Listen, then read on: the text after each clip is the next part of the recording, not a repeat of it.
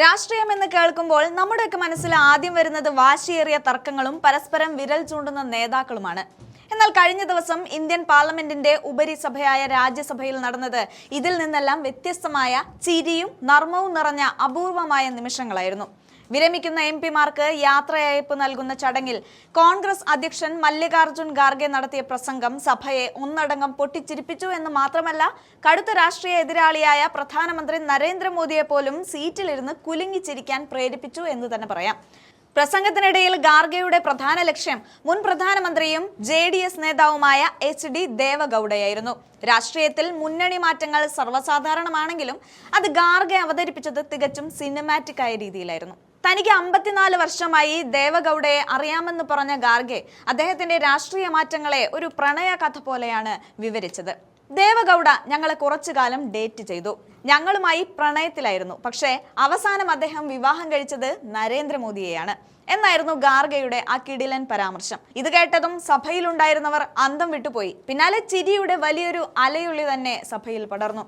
1996-ൽ കോൺഗ്രസ് പിന്തുണയോടെ പ്രധാനമന്ത്രിയായതും പിന്നീട് കർണാടകയിൽ കോൺഗ്രസുമായി ചേർന്ന് ഭരിച്ചതും ഒടുവിൽ NDA പാളയത്തിൽ എത്തിയതുമായ ദേവഗൌഡയുടെ രാഷ്ട്രീയ നീക്കങ്ങളെയാണ് ഖാർഗെ ഇത്രയും രസകരമായി ഉപമിച്ചത്.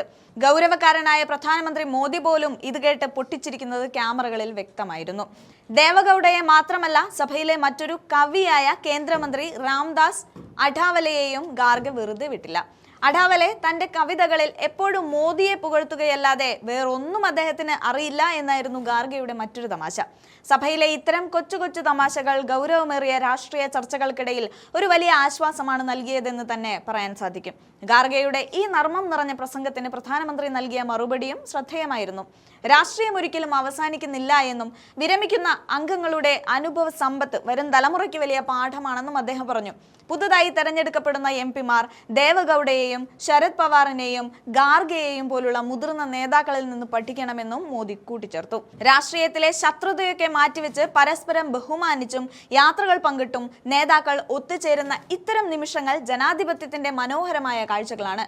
വിയോജിപ്പുകൾക്കിടയിലും നർമ്മത്തിലൂടെയുള്ള ഇത്തരം സംവാദങ്ങൾ ഇന്ത്യൻ പാർലമെന്ററി ചരിത്രത്തിലെ ഏറ്റവും തിളക്കമുള്ള ഏടുകളായി സ്മരിക്കപ്പെടുമെന്ന കാര്യത്തിൽ സംശയമില്ല. വിടവാങ്ങൽ വേളയിലും സഭയെ ചിരിപ്പിക്കാനും അതേസമയം തന്നെ ഗൗരവമേറിയ രാഷ്ട്രീയ മാറ്റങ്ങളെ ഓർമ്മിപ്പിക്കാനും സാധിച്ചു എന്നതാണ് ഖാർഗെയുടെ ഈ പ്രസംഗത്തെ വേറിട്ട് നിർത്തുന്നത്. എന്തായാലും അദ്ദേഹത്തിന്റെ ആ പ്രസംഗം നമുക്കൊന്ന് കണ്ടു നോക്കാം. तो HD देवेगौड़ा जी का उल्लेख करना चाहूंगा।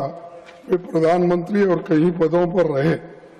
मैं देवेगौड़ा को बहुत दिन से 54 साल से जानता हूं, उनके साथ ही मैं काम किया, लेकिन क्या हुआ मुझे मालूम नहीं।